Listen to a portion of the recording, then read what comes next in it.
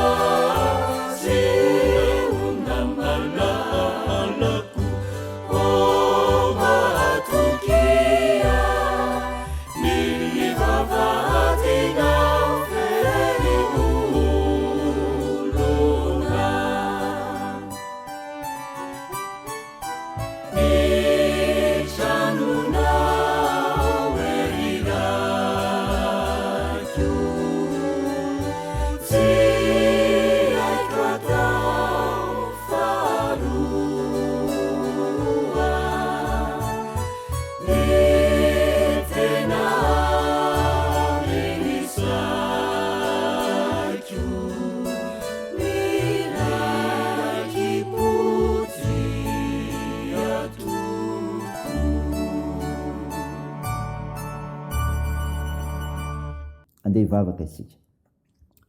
Andriamanitra ray zanaka ary fanahy masino, misaotra anao zay afaka mivavaka aminao, hiaino ny teninao ary indrindra andinga ny tenanay.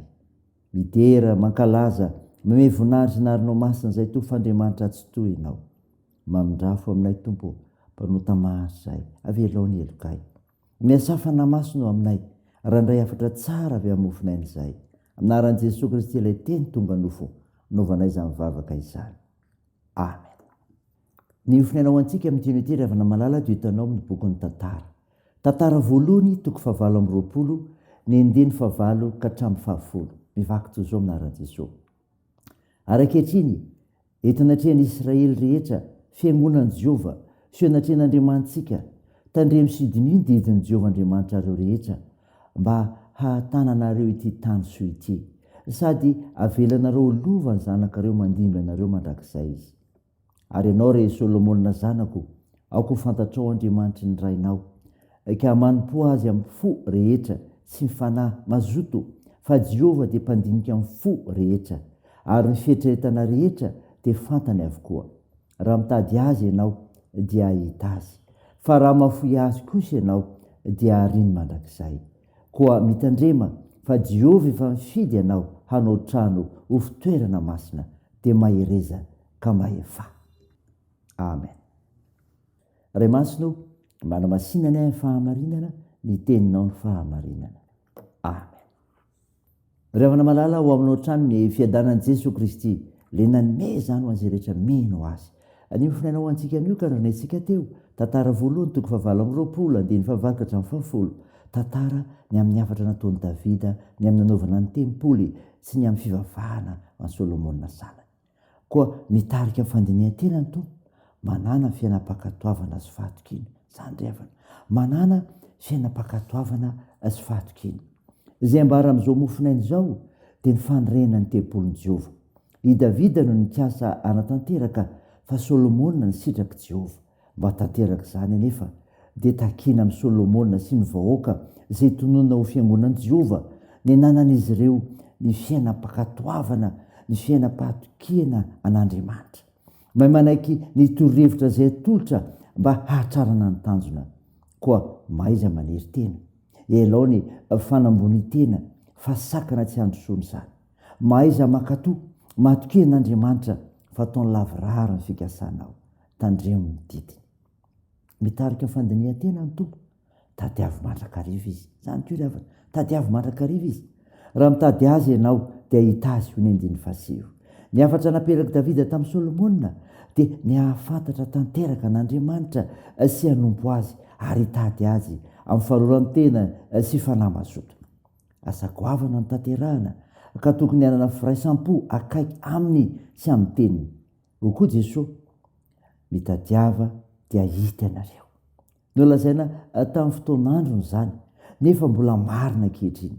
Tsy maintsy makambony, makambany ny amin'izao andraikitra mipetraka amin'izao Solomona, ka mitady an'i Jehova mandrakariva mba halavirariany ny asa.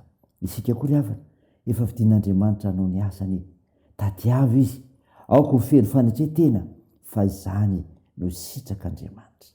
Sainy izany ry havana, raisy izany, dia an'Andriamanitra ery ny voninahitra. Amen. Hivavaka isika. Andriamanitro, misaotra ny finainany menao anay izay mitarika amin'ny faninihan-tena, fa tokony hanana fiainam-pakatoavana sy fahatokina anao, ary mitady anao mandrakariva eo amin'ny fiainana sy izay rehetra atao. Mivavaka aminao izay ny amin'ny asan'ny fiangonana, ny asa fitoriana ny filazantsara fitoriana sy fizarana izany fahasoavanao izany. Fa ianao Jesosy Kristy dia tonga mba hitady hamonjy ny very. Koa atao io Tompo, ezaka rehetra atao hanatsarana izany. Mivavaka aminao izay nasitranareo marary, hitahinareo ampiasa fitsaboana, ampinoinareo azony manjo, vonjeo ireo maritra sahirana Tompo, ka tohanao ireo marivozikolona. Tompo, da ny fiazakazanay, ny asa fivelomana, ny fikasana tsara, ny fianarana, dia miarovanay, da io ny firenenay, ny vavakay, dia atao ny anaran'i Jesosy Kristy mpamonjy anay, efa nampiombona anay amin'ny vavaka manao hoe: Ranay eo izay ny an-danitra, ao masinana eny anaranao, ho tonga anie ny fanjakanao, atao anie ny sitraponao etsy an-tany ho taky ny an-danitra. Meo ny anio izy anona sahaza ao anay, ary mamelà ny elokay tahaka ny namelana izay meloka taminay, ary aza mitondra anay amin'ny fakapanahy fa manafahanay amin'ny ratsy, fanao ny fanjakana sy ny hery ary ny voninahitra mandrakizay. Amen. Raisa fotoana riavina nitsodrana totranao amin'ny anaran'i Jesosy Kristy ho tanteraka aminao. Hitanao ny Jehovah ka hiaranao, ampamirapitra ny taviny aminao ny Jehovah ka miditra fo aminao, ananitra ny taviny aminao ny Jehovah ka menao ny fiadanana. Amen. Deo an'Andriamanitra ery ny voninahitra amin'ny anaran'ny Ray sy ny Zanaka ary ny Fanahy Masina. Amen.